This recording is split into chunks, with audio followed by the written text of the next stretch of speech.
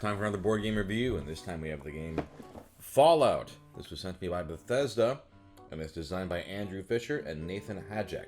The wasteland is a dangerous place. Resources are scarce, ulterior motives abound, and deadly enemies greet you at every turn. In Fallout, the board game, your actions can have dire consequences.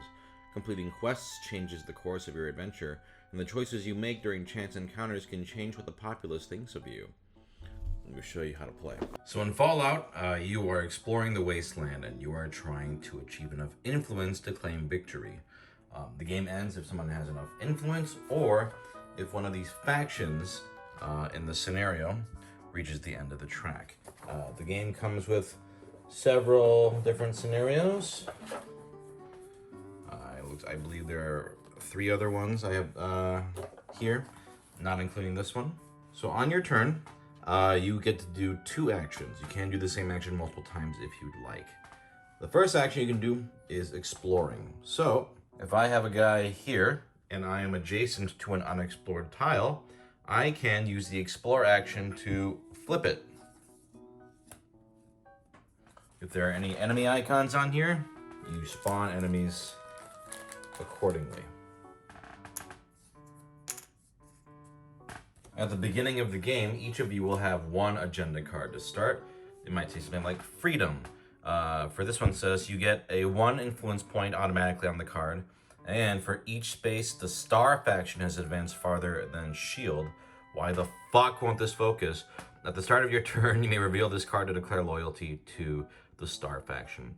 So this can give you more points depending on how far this faction progresses further than the other on the track.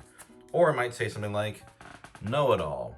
This one says if you get 1 influence automatically, you get an extra 1 if there's exactly 1 unexplored tile on the board, and you get 2 more if there are 0 unexplored tiles. Regardless, you'll have 1 of those secret agendas to start, and you can earn more during the game.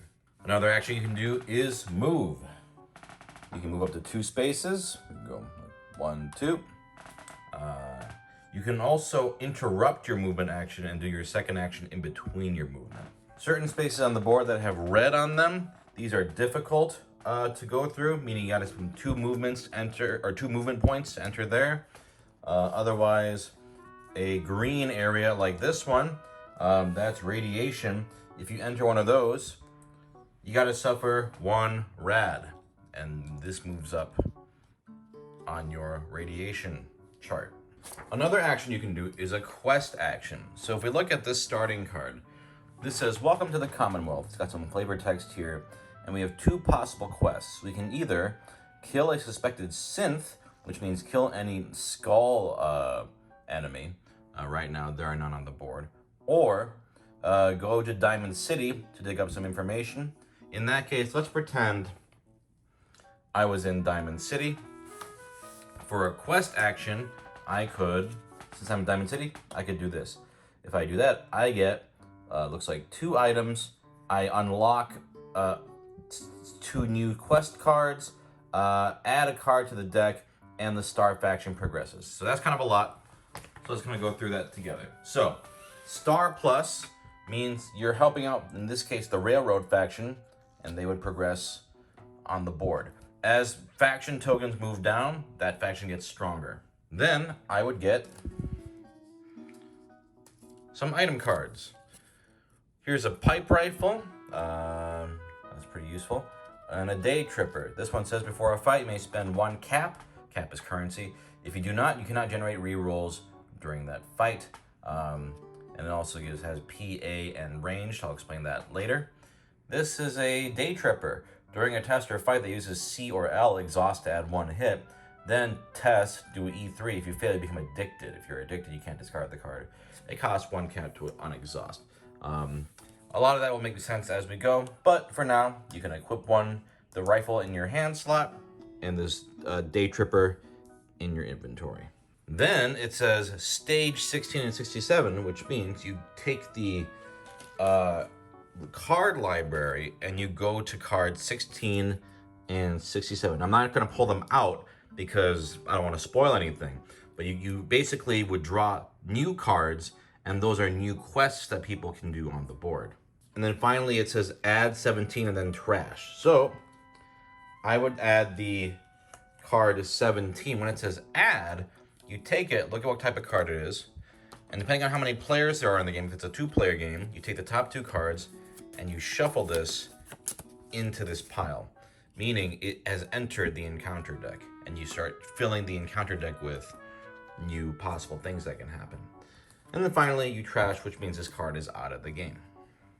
You can only do a quest action if there are no enemies on that space, and also, not every quest requires a quest action. For example, this kill any skull enemy quest, if you just do that, you can automatically get the rewards and you do the steps. Another action you can do is an encounter action. In Diamond City, I could look at the symbol. In this case, it's a settlement. There are wasteland encounters with this symbol and settlement encounters with this symbol. So if I do a settlement encounter, I can flip it over. Looks like this one says, you pass several people in the settlement when you... Actually, how this works is if you're playing with another player, they read the card and read you the choices. So you pass several people in the settlement when you hear an angry voice, you stupid mutt. You look over in time to see a woman kicking her dog. Now, they would read you these choices. If you are idolized, which is a status, you have to do this thing.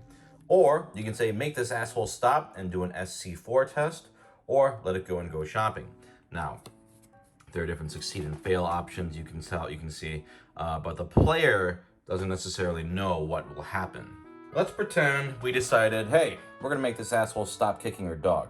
That's an SC4 test. How that works is you take the dice and you roll them. Okay.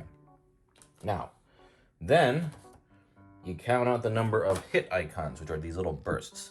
There are only 2, that would be a failure. However, if we look at our little special chart here, I have an S. This was an SC4 test, which means I can do a reroll.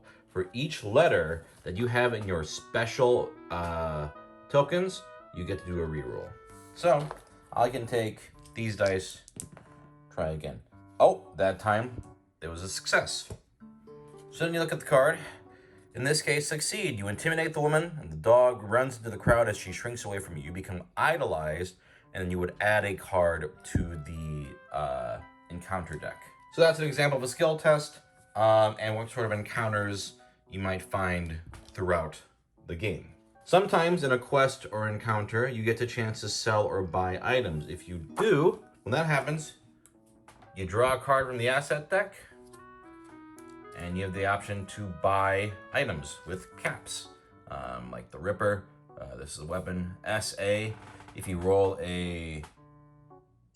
that specific die result, you may spend 1 reroll to change a die to match that result. Or the Hazmat Suit. During a test that uses E, add 1 hit. Gives you an armor as well. Each time you suffer radiation, suffer 1 fewer radiation. You can see these give you little, they're also consumables. During this, like a stim pack, during your turn, you may discard this card to recover all of your HP. Some cards, like companions, have a specific special token in the corner. You can only take this companion if you have that special token.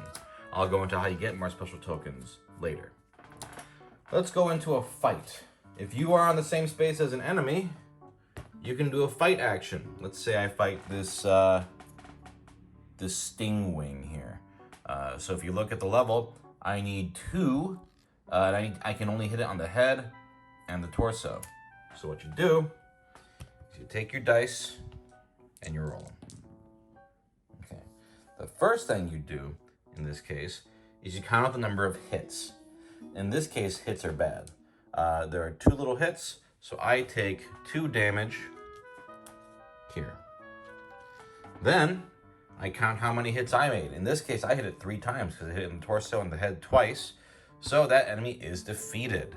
You gain XP equal to the number of hits. How XP works, let's go into leveling, is you look at your special bar and you go 1 and there's no more, so you have leveled up because you've surpassed your rightmost letter. What that means is you get to draw 2 random letters to your special bar, and I have drawn an E and an S. The E goes here, meaning I now have to go 1, 2, 3 XP to level up next time. Whenever you get a repeat letter, you get a perk of that letter. In this case, I can pick an S perk, like Armorer. Discard at a settlement to gain an apparel item from the shop or from any discard pile. Or Pain Train. Discard to gain 1 movement point until the end of your turn. Each time you move into a space that has an enemy whose level is equal to or lower than your armor, you kill that enemy. And these are special one-time use perks that are very powerful. Whenever you kill an enemy, you take an icon of a token of that icon and place it on the closest matching space. So I killed a bug, so I'm going to place a bug face down. These are inactive enemies. These can only activate once they are activated in the enemy phase. We'll get into that later. Now let's go into how the weapon can help in combat. The pipe rifle here, it's PA range. If I have any letters that match either of those, in this case I don't, but let's pretend I did, I would get rerolls on those. And then also it has ranged, which means I can attack an enemy adjacent to me on the board.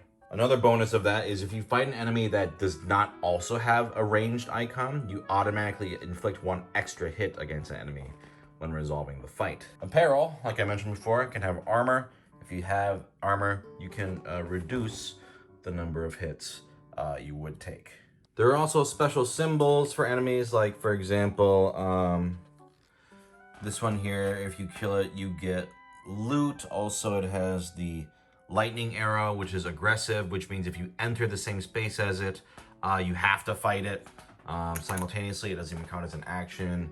This guy has ranged. There are a bunch of different little enemy abilities that can affect combat. Some are armored, some are radioactive, and so on. And the final action you can do is just a simple camp action. When you camp, you recover 3 HP and unexhaust all your exhausted cards. Some cards require you to tap them if you use them, like this one. If you tap it, you untap it, and you heal 3 HP. If you are ever on the same space or within one space of another survivor when you camp, you can trade assets, loot, agendas, and caps, etc. I also forgot to mention, you get the well-rested token if you camp. Well-rested is just something that can affect certain encounters depending on if you have that status or not.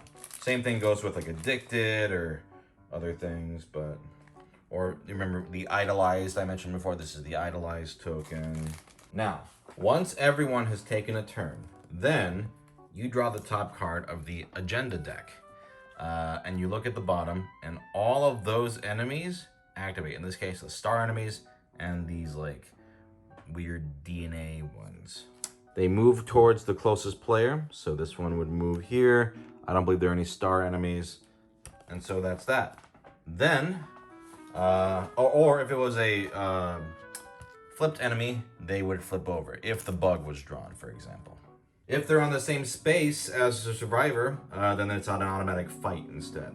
When you draw the last card from this pile, you shuffle it, create a new deck, pass it to the next player, they become the first player. And then both faction tokens progress down on the board. Now you might be asking, how do you get more agenda cards? Well, those are the results of quests or encounters or things like that. So as you do more, infamous deeds throughout the land, you'll get more of these cards, which give you more special scoring conditions. The game ends when you get a certain number of influence. In a 2-player game, that'd be 10. It's different for every player count.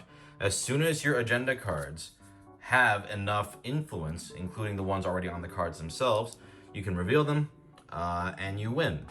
Otherwise, the game ends if, like I said, one of the factions reaches the bottom. In that case, nobody wins unless somebody can reveal victory first. And that's pretty much the game. I don't want to go into too much of the story cards because that's part of the fun, but you just sort of explore this board, do quests, get goodies, level up. There are character powers like the super mutant. This guy, he gets 1 radiation, or he gets 1 XP every time he suffers radiation.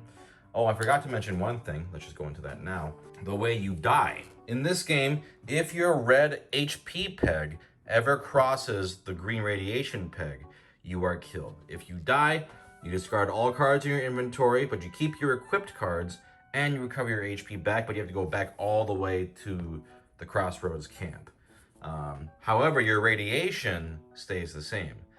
And if your radiation is ever too high, like at 16, and you are killed, you are out of the game permanently because you're too radiated to live. But yeah, like I said, I haven't gone through every single little thing. There are some things with factions, like faction enemies, like this shield guy here, depending on how far they are along the track, get more powerful or get different traits, and so on and so forth. But that's the main gist of the game, is go around, do quests, get stuff, level up, and try to get influence. And that's the game. So right off the bat, I'll say I actually really enjoyed this game, even though I think it has a pretty significant flaw. But, you know, it reminded me of this other game, based on a video game that I really enjoyed, despite its flaws, and that was Stardew Valley. Both games, they're not super similar in mechanics, but they're both super thematic games, and the mechanics themselves in the game are really fun. It's just that the balancing in their end game victory conditions are completely whack. But let's talk about the good stuff first. I don't know a whole lot about Fallout. I'm not a big Fallout guy, but I enjoy the presentation of this a lot. It's also just the right amount of complexity. There's some good meat on these bones, but it's nothing unmanageable. The best part of the game are the quest and encounter cards, because they have these fun choose-your-own-adventure branching paths and decisions to make, and I'm always a sucker for fun, silly dice throw skill tests. That, coupled with the satisfying leveling up system, getting more letters for rerolls, getting perks and items, it's a really enjoyable video game-like experience. But let's talk about the most damning flaw of this game, and that is the victory condition. The idea behind the agenda cards isn't bad. I like games where you have secret objectives and you're working towards things. However, in this game, there are multiple copies of each agenda, and the ones that focus on, say, factions, for example, are super overpowered. If one faction is 3 points ahead of another faction, and you happen to get the same copy of that card again, that's 8 points, instantly. And you can just win on accident. When I started the game, I thought every agenda card was different, like in most board games. And I was like, oh, okay, cool, let's see what kind of, secret tasks you get. But then I drew my second freedom card, and I just won. And I was like, oh, okay. Even though I won, I was left completely underwhelmed. I wanted to uncover more of the map. I wanted to see more of the storylines, get more stuff, level up. It was a really fun experience that felt just cut short randomly. I personally think this game should end when you finish up the main storyline or whatever, and then maybe you could count up your influence points then. Like, there's also a timer with the factions where if it hits the bottom, it also ends the game, which means sometimes some quests you're like, I can't do this quest anymore, because if I do it, it's going to boost that faction up and end the game.